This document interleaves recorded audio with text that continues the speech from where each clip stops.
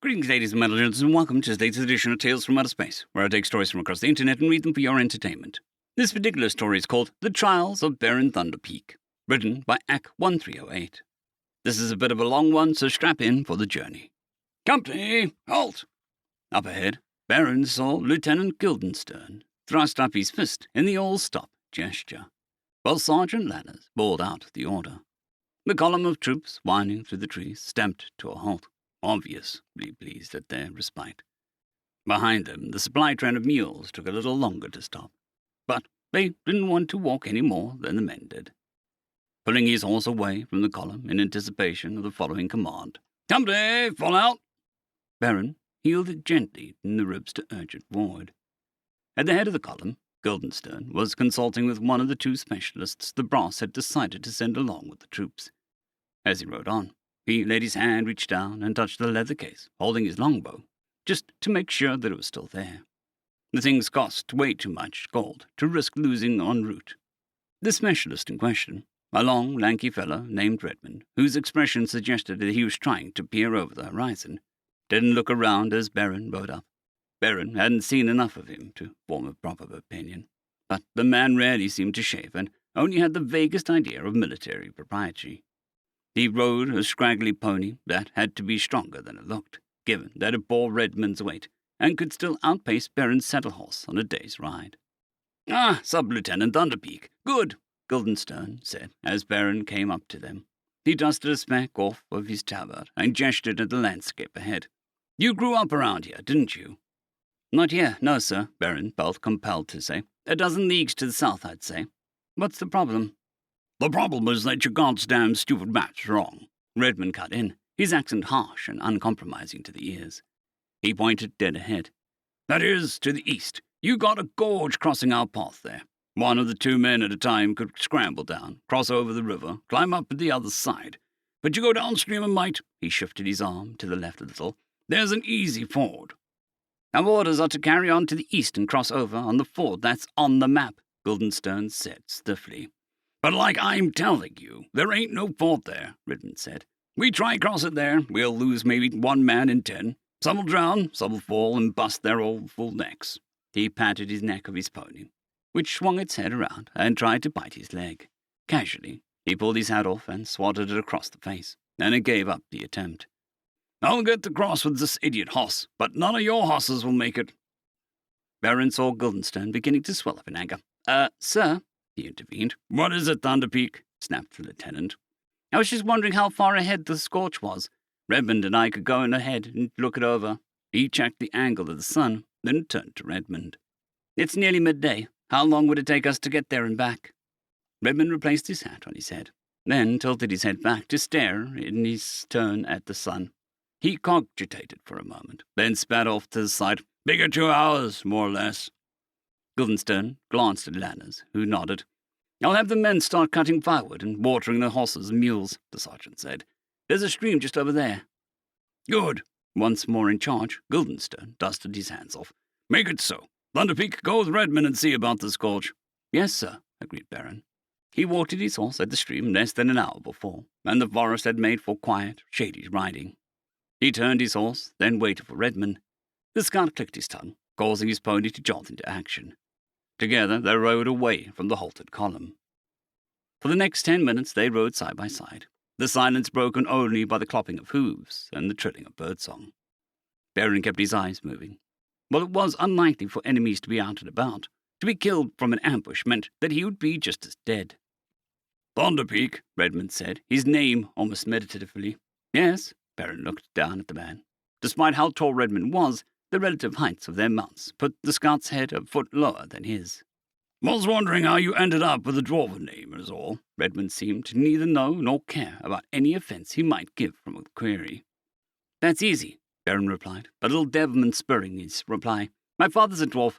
My full name is Berenthian Iron-Crowned Thunderpeak."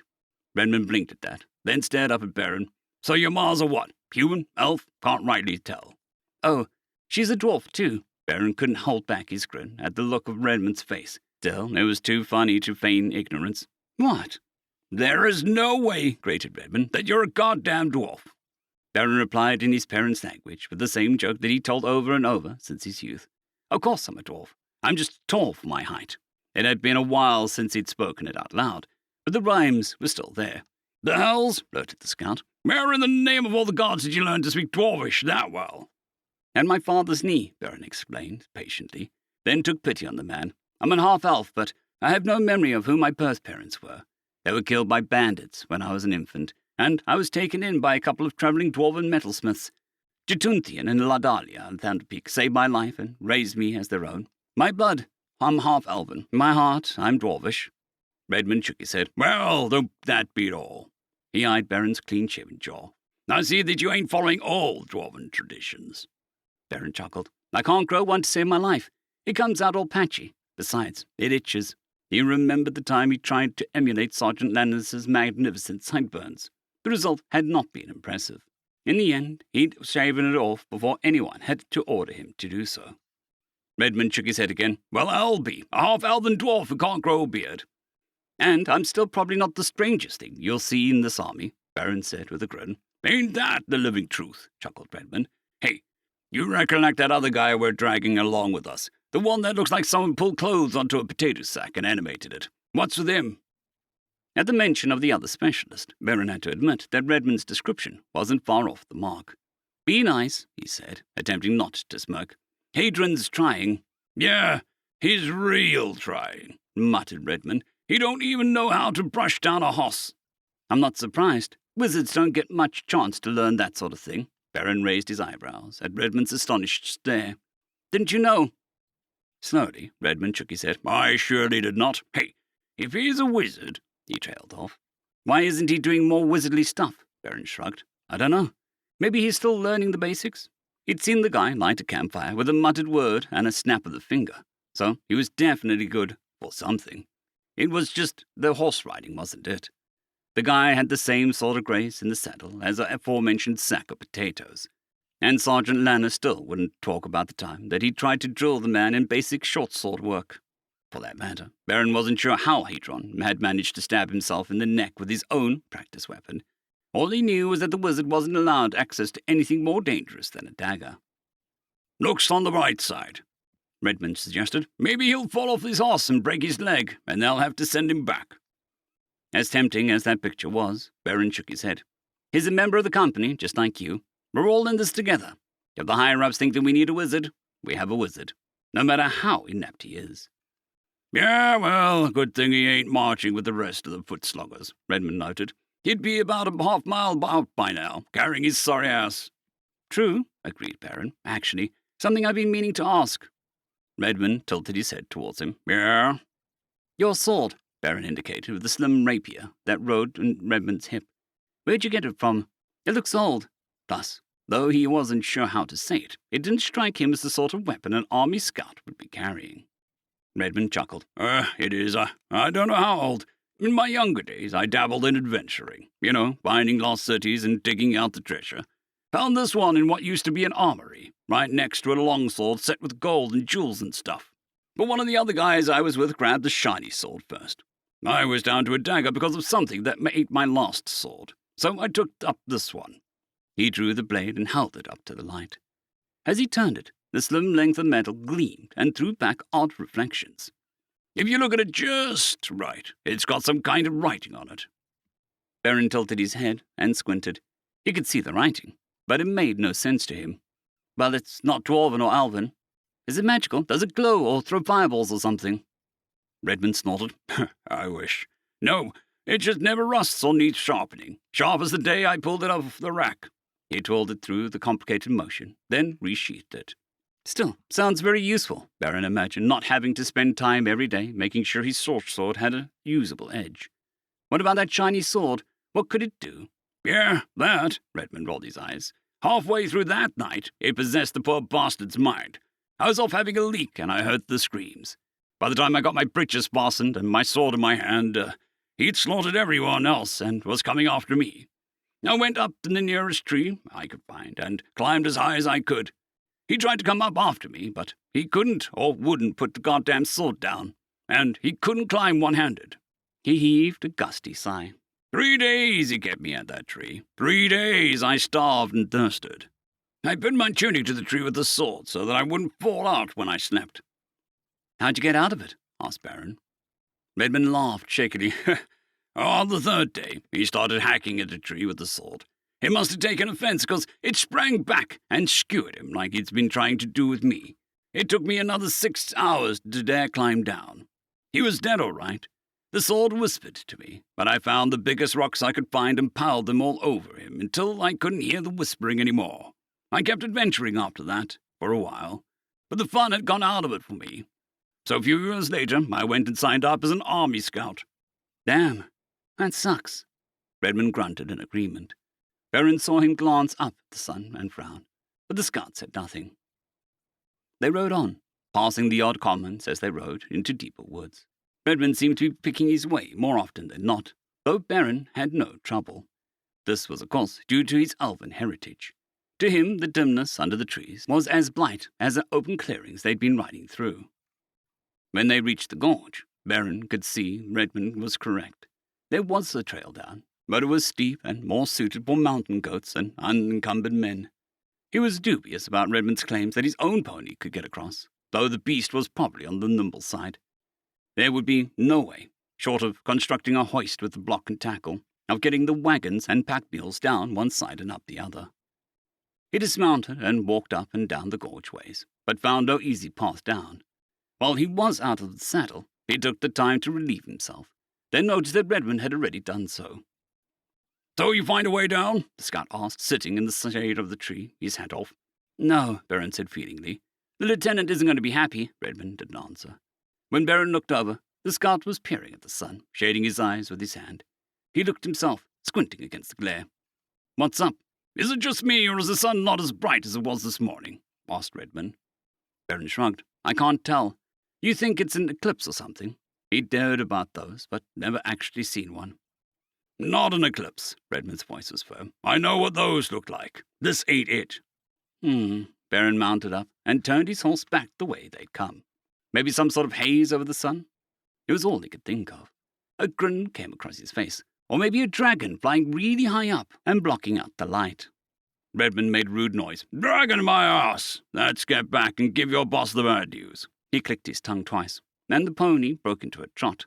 Beren followed along behind. They made better time on the way back, probably because they had already been over the terrain. Redmond seemed intent on urging his pony forward, requiring Beren to keep his own horse to a steady trot and sometimes a canter.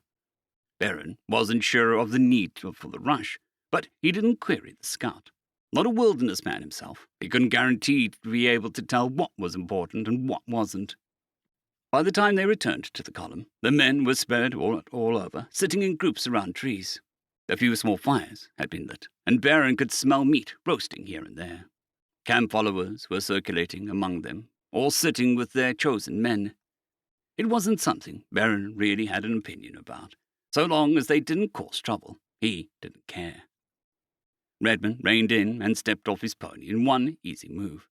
Beren wasn't far behind him. Handing over his horse's reins to his orderly, he headed to Guildenstern's direction. The lieutenant had had his folding table taken out of his personal cart and set up, and the map of the region had been pinned to it. "Better than Thunderpeak, what is it to be?" asked Guildenstern. "Do we cross here, or are we travelling downstream?" His gloved finger prodded the map where the gorge wound across the terrain. "I'm sorry, sir, but Redmond's correct. Beating Guildenstern's gaze settle on him, Beren forged on. I looked at the gorge over carefully. The sides are too steep, and the river at the bottom running too fast to be able to cross safely. I don't know what it's like farther downstream, but without a team and engineers and a month to bridge it, we're not crossing there." The lieutenant's expression suggested that he'd been sucking on lemons for the last week. "There's no way to cross at all. Not without leaving our supplies on this side. No, sir," Beren spoke plainly, as he knew how. "Redmond's our scout. If he says there's a ford downstream, then I say we use that ford." Guildenstern nodded towards the map. "Get that folded up and put away. We march for this ford." He stepped away from the table, moving towards his horse. "One more thing," Redmond spoke to his back. Guildenstern kept moving, affecting not to hear him. It was uncomfortably petty action for Beren to witness. "It's important." Guildenstern stopped and turned. "What is it?" He snapped. "Do we have to pay tribute for the firewood we've collected as well?" Nope. I'm a woods runner, not a tree hugger. Redmond stepped closer to Guildenstern, bringing him out from under the shade of the tree that they'd been standing under. But I do see things and hear things, and I'm seeing something that's worrying me, and should worry you too. "What?" From his tone of voice, the lieutenant wasn't interested in word games. Spit it out, man.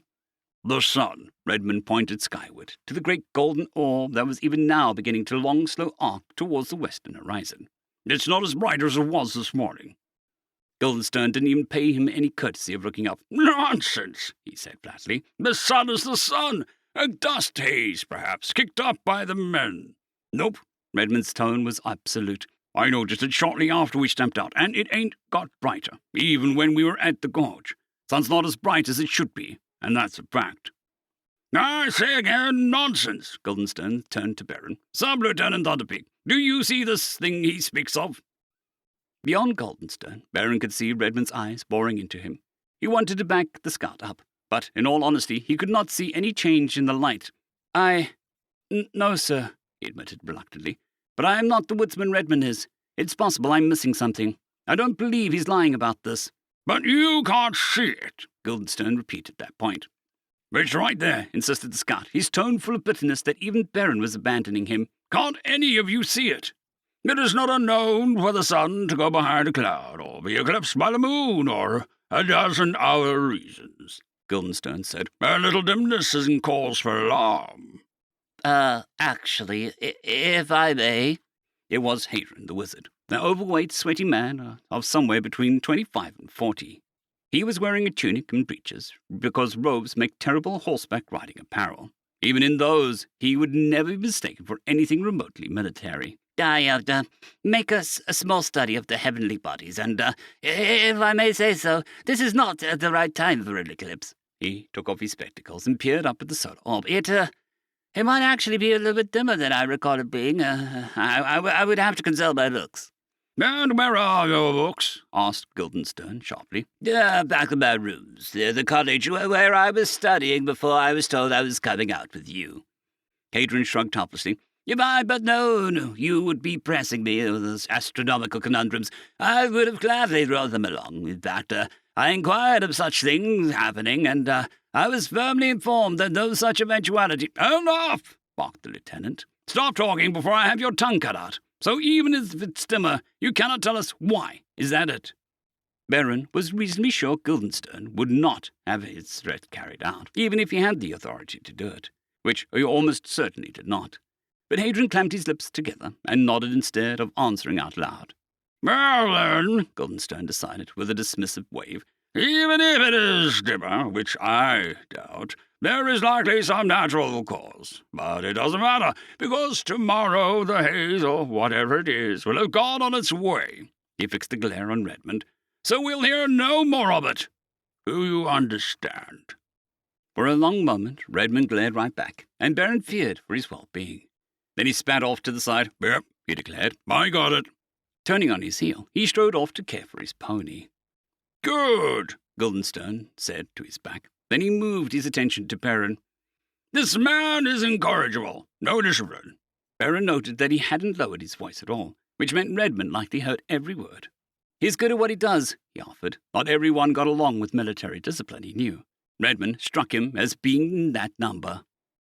From the shake of Guildenstern's head, the lieutenant cared more for other matters.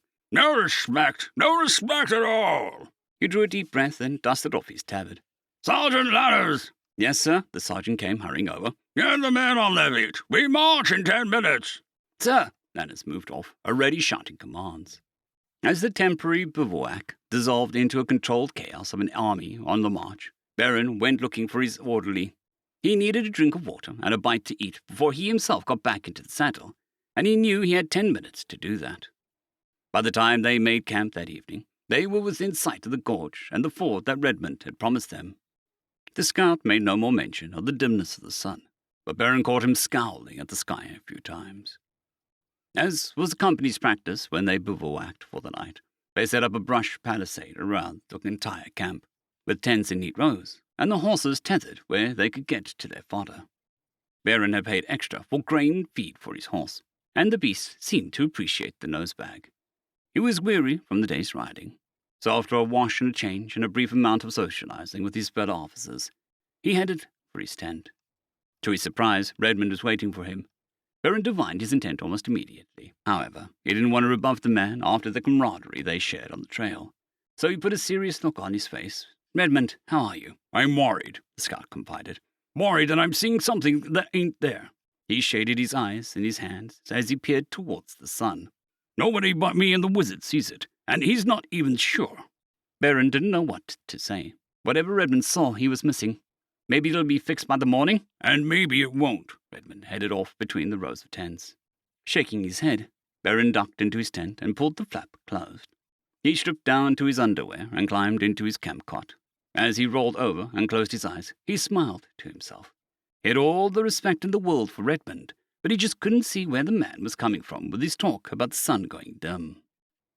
Morning dawned bright and early. Beren rolled out of his cot with a yawn, but waited until he was outside his tent before indulging in a proper stretch. The sun was just peeping over the horizon, and he noted with a certain amount of amusement that it was just as bright as ever. Whatever dimness had affected it the day before, it was surely back to normal. Humming an unpopular tune associated the army over with a particularly obscene marching song, he ducked back into the tent and set about getting dressed. Just as he was putting his tabard over his armor, he heard rapidly approaching footsteps along with Redmond calling his name. "What is it?" he called back, ducking through the tent flap with his helmet in his hand. He came face to face with the scout. "You see?" he said, gesturing at where the sun was shining brightly through the trees. "There was nothing to worry about after all." "What in the name of all the gods are you babbling about?" demanded Redmond. "Nothing to worry about? Can't you see it?" "See what?" asked Beren, honestly puzzled. "You blind or what?" demanded Redmond. He even went so far as to wave his hand in front of Beren's eyes. "It's darker than it was yesterday. You really can't see it." Beren shook his head dubiously. "I don't know what to say. Whatever it is you're seeing, I'm not." I looked searchingly at Redmond. "This isn't some prank, is it?" Redmond's nostrils flared. "I wish it was. Then I could laugh in your face and forget about it." "Can anyone else see it?" Perhaps, Beren thought, someone else would see what he'd missed. "Not a one," Redmond spat to the side. "Blind, every one of them, except hatred. And you'll listen, at least." Beren shaded his eyes and peered at the sun. It looked no different than normal. They reached the gorge that morning. While the fording process was anything but easy, it was at least possible. One by one, the wagons were wrestled down the slope, manhandled across the waist-deep watercourse, and hauled up the far side. Beren rode his horse across, the water barely touching its belly. He saw Redmond leading a pony through the water, its saddle and bridle removed to avoid being soaked. Once on the other side, Guildenstern called to a halt on the advice of Sergeant Landers, so the men could rest and dry their clothing out. Beren sat with Redmond under a spreading tree. They spoke on several subjects, none of them involving the sun. After an hour, the column formed up and moved on. Beren thought he caught a whiff of a cool breeze, unusual at this time of day. Before he could comment on it, it was gone. He rode on, keeping his horse off the side to avoid the dust kicked up by the marching soldiers. By the time they made camp that evening, the scowl was permanently affixed to Redmond's face. He brought Hadrian to see Beren, just as the latter was preparing to go into his tent and enjoy a tub of fire-warmed water. "You want to hear this?" said the scout without further preamble. "Maybe then you can convince Guildenstern. He doesn't listen to me any more about anything but scouting matters, and even then he's starting to doubt me." Beren's mouth called to him, but he paused anyway. "Talk to me," he invited. Hadrian brought out a folded sheet of paper. When he unfolded it, Beren saw there were several black dots on it. Beren frowned at it. Some of the dots were bigger than others, but he had no clue what they were. "I've been carrying out an experiment," the wizard said in a rush. Beren spread his hands. "And?" The wizard's eyes looked enormous behind his spectacles. "Have you ever heard of the burning glass experiment?" "No," Beren wondered where this was going. "Ah," Hadrian looked disappointed. "Basically, if you take a piece of glass curved the right way," he tapped his spectacles, "you can focus the light of the sun on a piece of paper and set it alight. I've been doing this ever since Mr. Redmond mentioned the problem with the sun." Beren looked again at the dots. He'd never even heard of this before.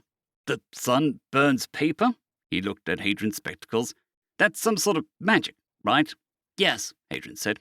"No, it burns the paper, but it's not magic. It's just glass. It just works. You could do it. Guildenstern could do it. Anyone could do it.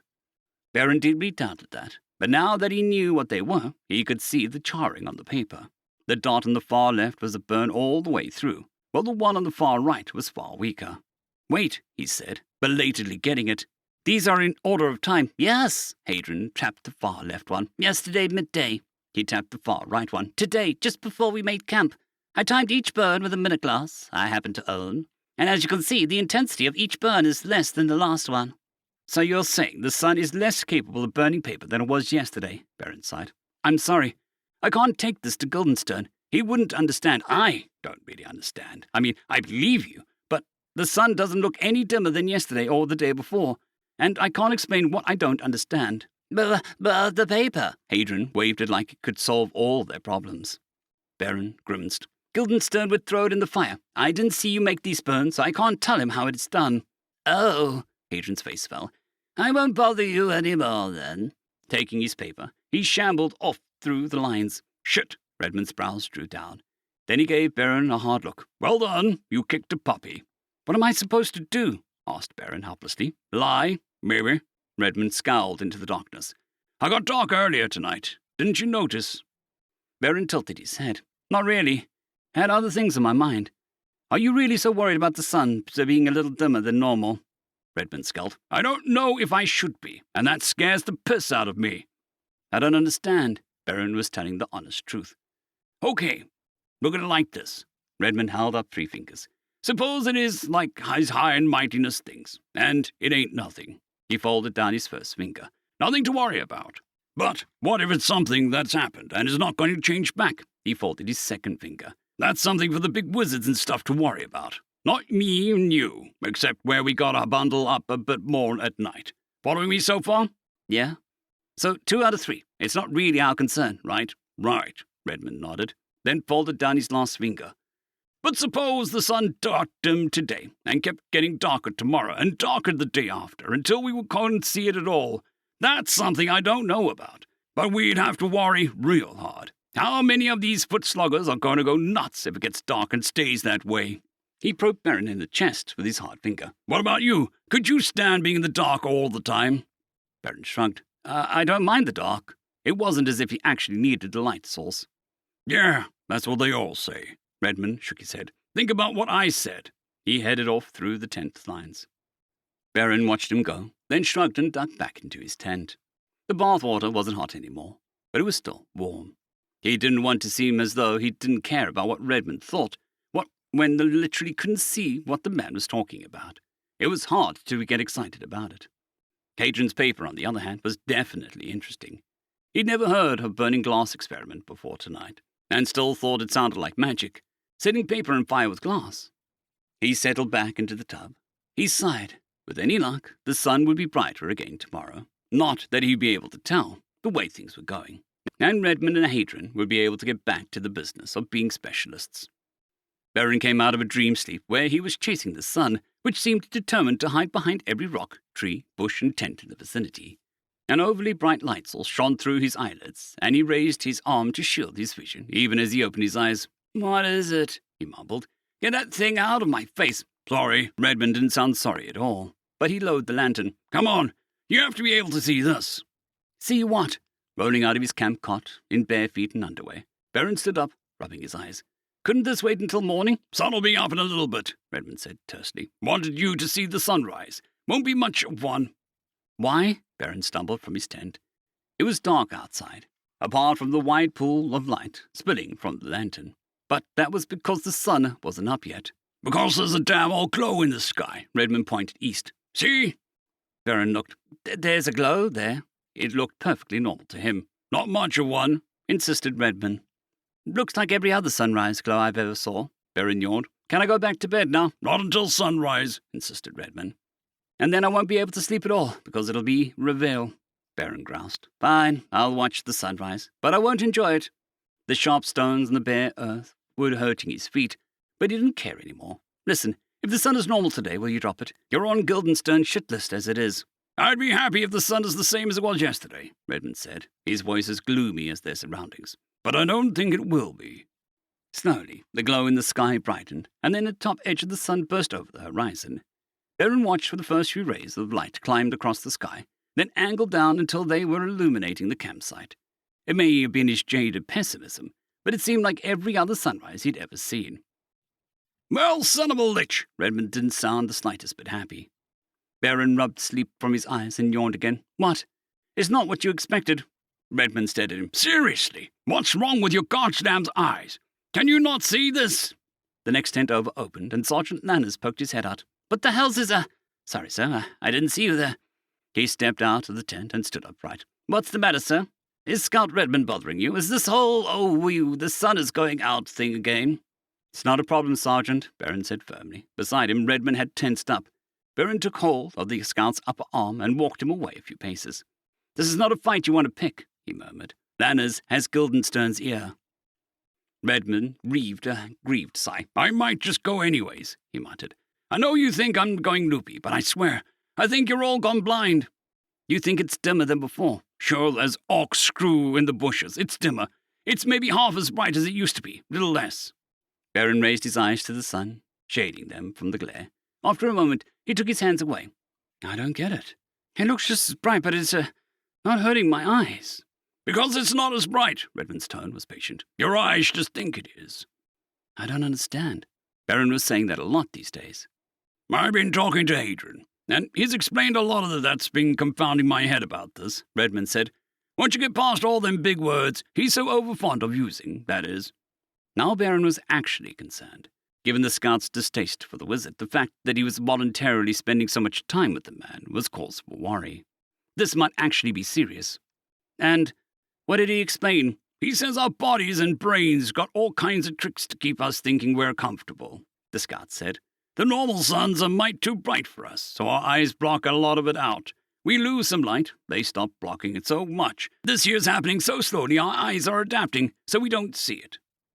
That was when the metaphorical dark lantern opened its shutters in Beren's mind and bathed his confusion with light. And I never will, he gestured to his own eyes. See these? I got these of whoever my elf parent was. For me, it never gets dark till it's really dark, and even then I can still see pretty well. For me, it's still broad daylight, and it'll be broad daylight until it's not. For a woodsman, Redmond had a grasp of profanity that several drill sergeants of Beren's acquaintance would have been impressed with. No goddamn wonder you can't see it, he marveled after he'd cursed for 5 minutes straight without repeating himself once. Even when it's dark. For you it ain't. Yes, that's about it. But your eyes should be adapting like everyone else's. How come you can see it? Asked Beren.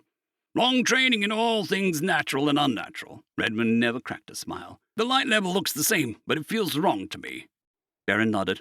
The specialist, he'd always figured, had training in things he himself would never master. So, what do we do? Redmond grimaced. Guildenstern ain't going to budge on the matter till he wakes up and he can't see his hand in front of his face.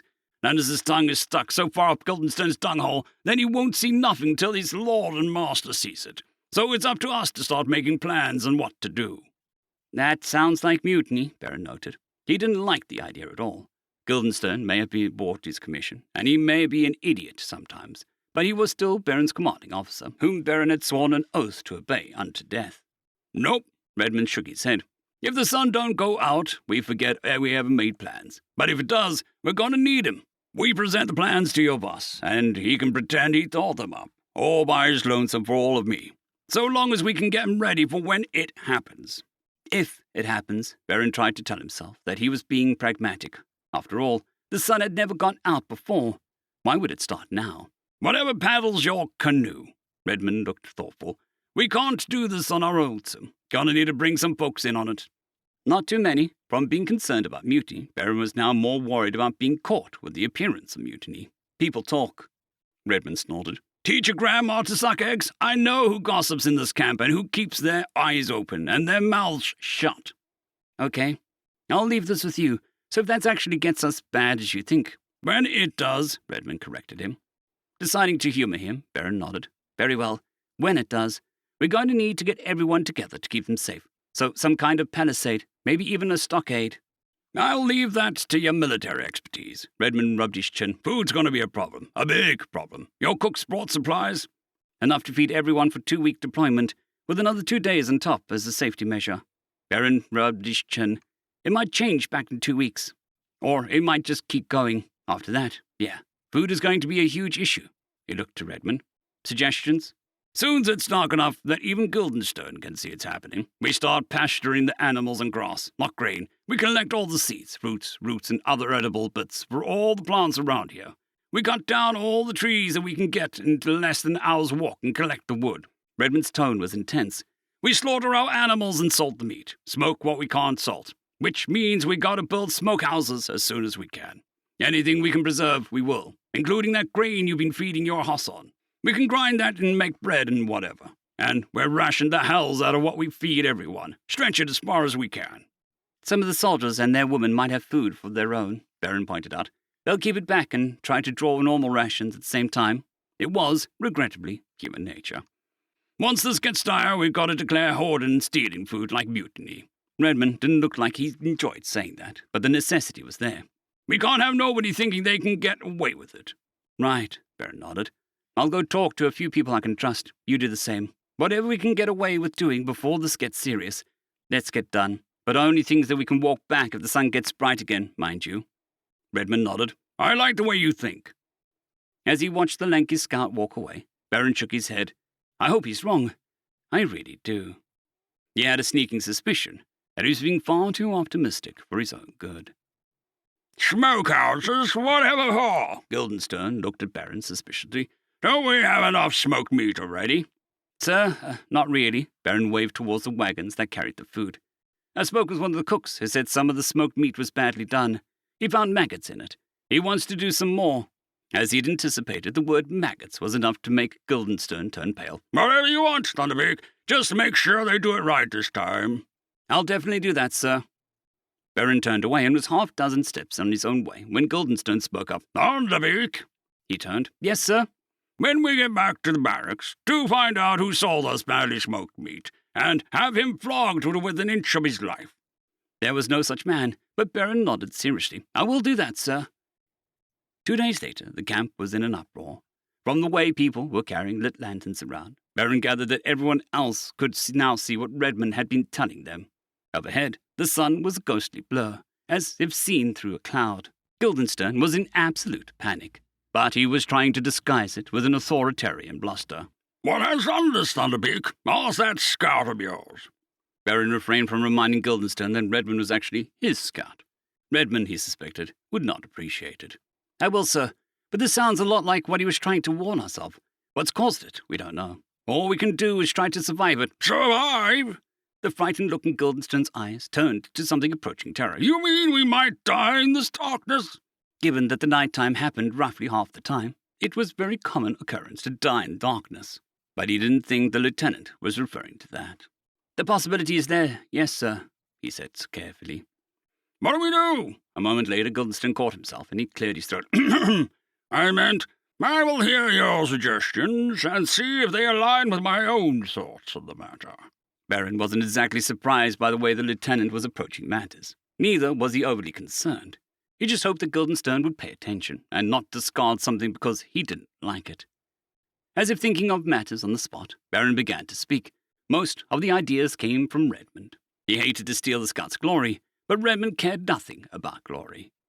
By the time he finished, Guildenstern was staring at him with fascinated horror. Do you think all of this is absolutely necessary, Thunderpeak?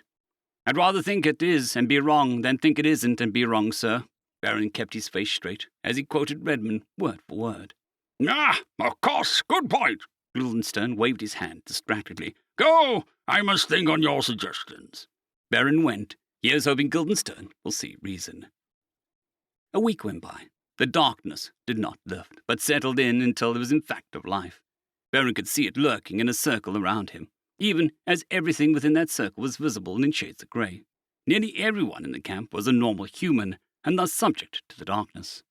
However, the plans were working out. Lantern-armed parties of axemen were cutting down every tree they could find. Some of the wood went towards building a palisade, but most of it was stacked as firewood. There were many trees. The stack of firewood grew in leaps and bounds. Other people, mainly ones who knew nature, scoured the undergrowth for anything resembling an edible part of a plant. Redmond was among these, advising them and making his own collection. The animals had taken from their grain diet were being left to graze on what remained. Guildenstern was still resisting the need to slaughter them all, not least because his own horse had cost more than a year's of Beren's salary, but he was slowly coming round. Beren had consulted with Hadrian, and they'd worked out a way to supply an area with sunlight from a spell in the wizard's repertoire. Redmond, he knew, had another spell that caused all plants in an area to grow wild. The idea was to overgrow the plants, harvest the edible parts, then make them overgrow again.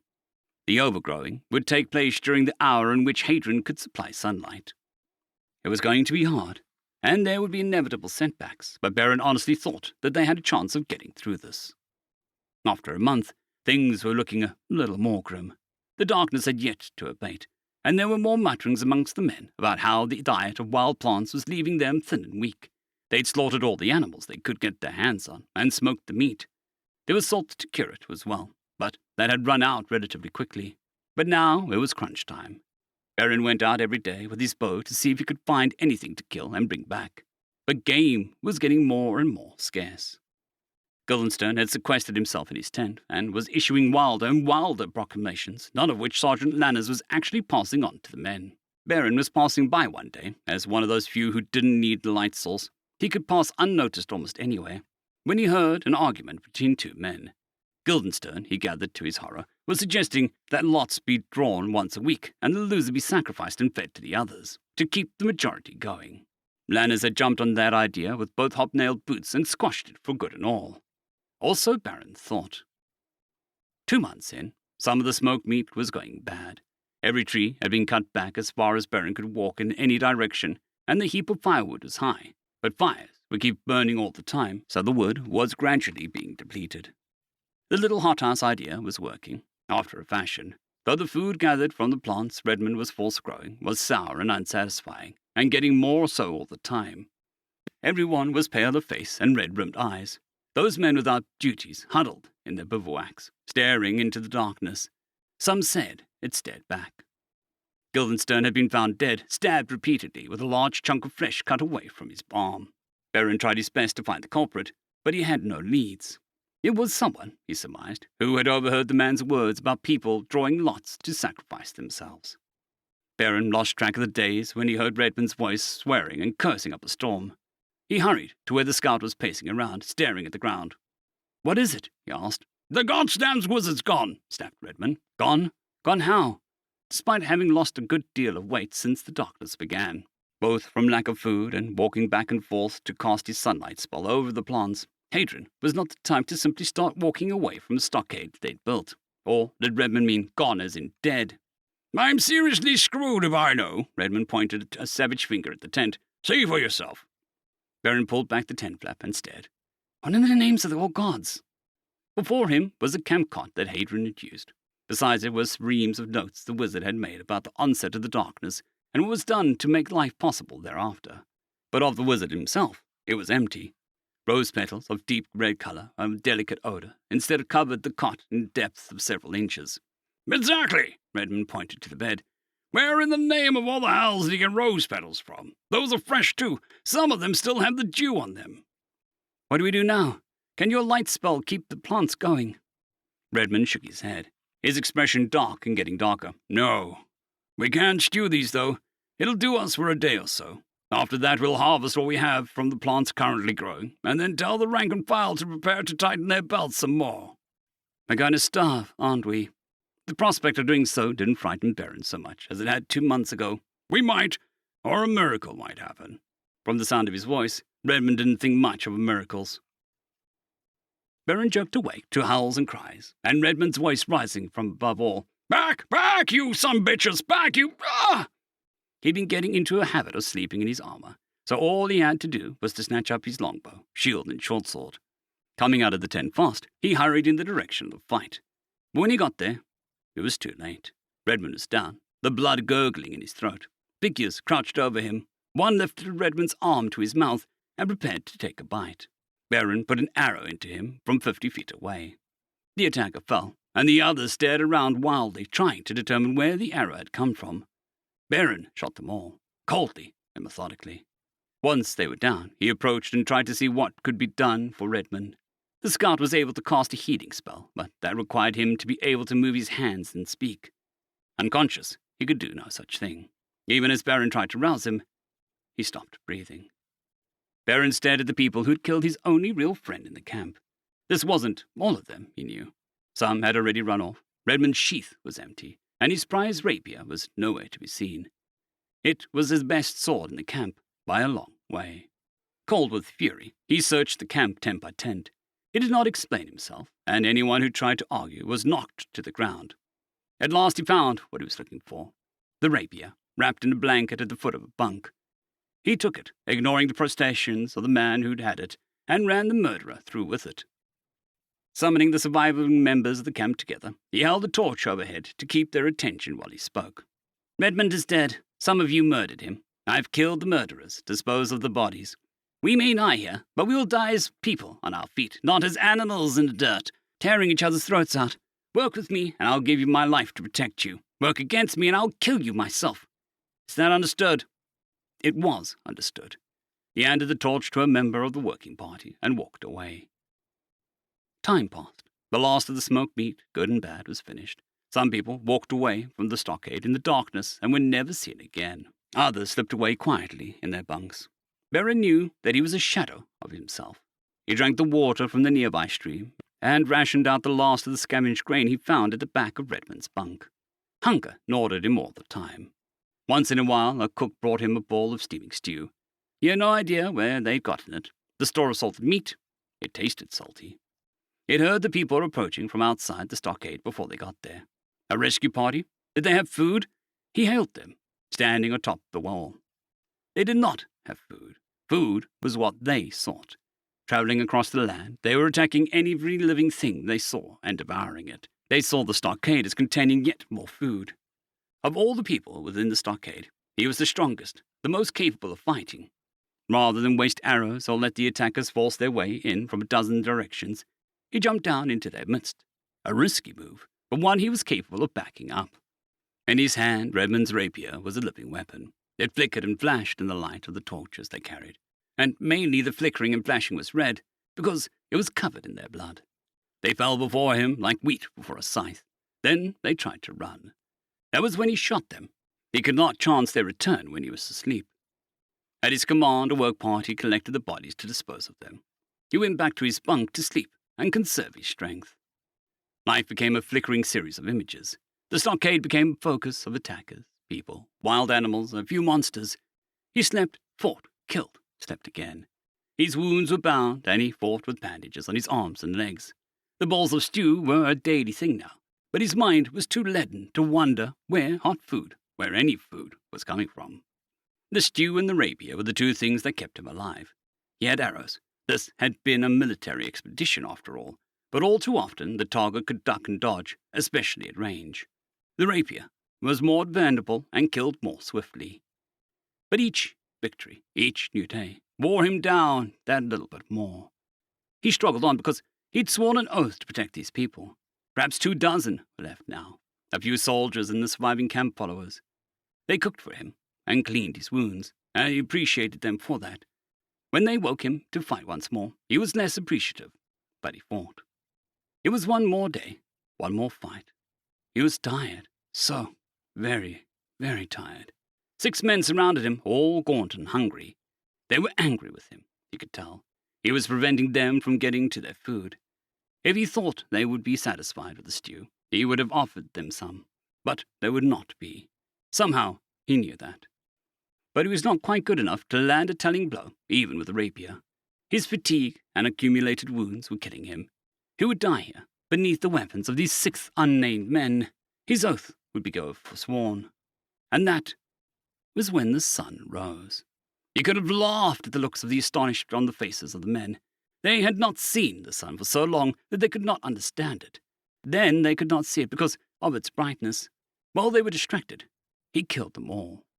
Then he went and lay down and slept because he was tired. And if the sun was indeed back, it would still be back when he awoke. It was. He slept and woke and slept again. Nothing else attacked the stockade. Sunlight bathed the land once more. Somehow, miraculously, the plants and animals returned to the land. One of the surviving soldiers went out with a short bow and brought back a deer. Venison stew was made and brought to Beren. He ate it and slept again. His head was clear for the first time in a long while. He rose and checked his wounds. While they still had a ways to heal, they would get there. Strapping on the rapier and taking up the longbow, one could never be too careful. He went out to see what had become of the stockade over the course of the long dark. It was, in a word, a mess. One corner had collapsed during a prolonged attack, but the logs had been stacked together in a makeshift barrier that slowed down subsequent incursions. The gates were hanging from their hinges, and half the walls were barely upright anymore. Only the darkness itself had kept potential attacks from seeing the myriad of weaknesses in their defenses. 17 people came out to greet him. 17 out of more than 200. He felt a catch in his throat as he recalled the fallen. Guildenstern, he spared barely a passing thought on. The man had been a fool of the highest order, son of a colonel somewhere, he seemed to recall. He wondered if the colonel had survived.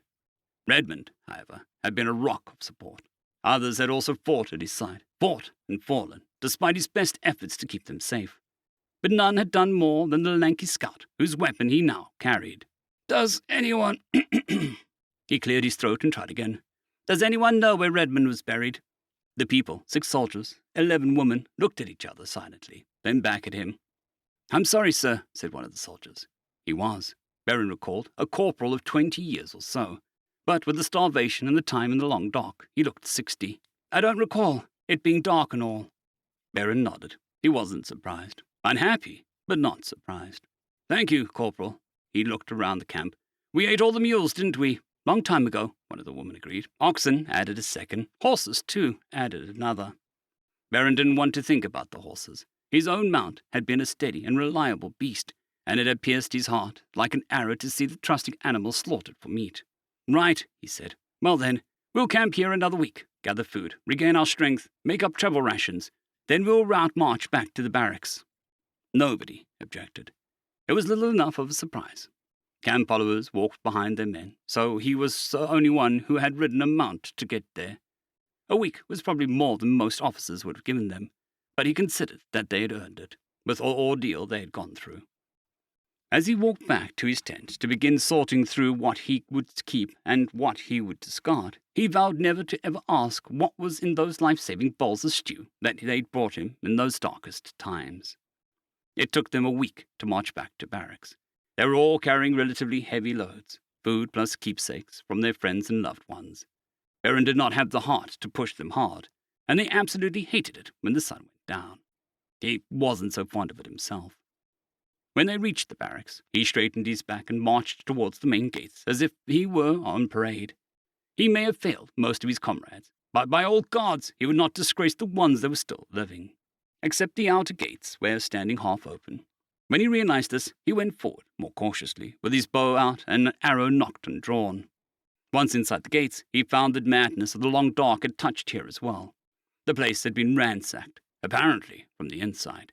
Not a single living soul remained of the military presence he'd once counted himself as a proud member thereof. Going out, he called the others in and explained the situation. They could stay, if they wanted to keep the place up and be a core of a new garrison, if and when it was raised. Or they could do what he was going to, and leave to make their own way in the world. "I'm sorry I can't pay you off with the back pay we've all no doubt earned," he said, trying to make a joke of it. 2 of the men laughed while the rest smiled politely. "But this is no longer for me.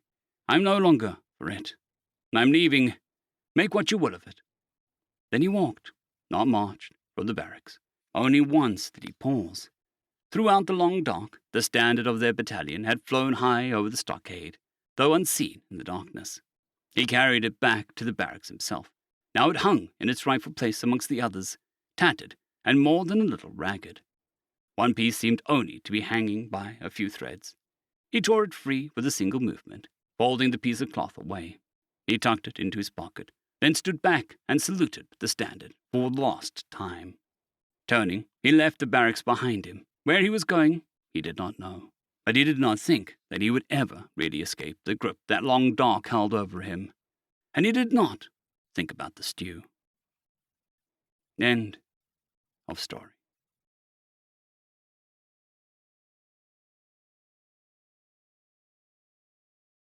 I'd greatly like to thank our Tier 5 channel members, Caspar Arnholtz, John Creighton, Manatharia, 050, Dragzoon WRE, and Elijah Silvercross.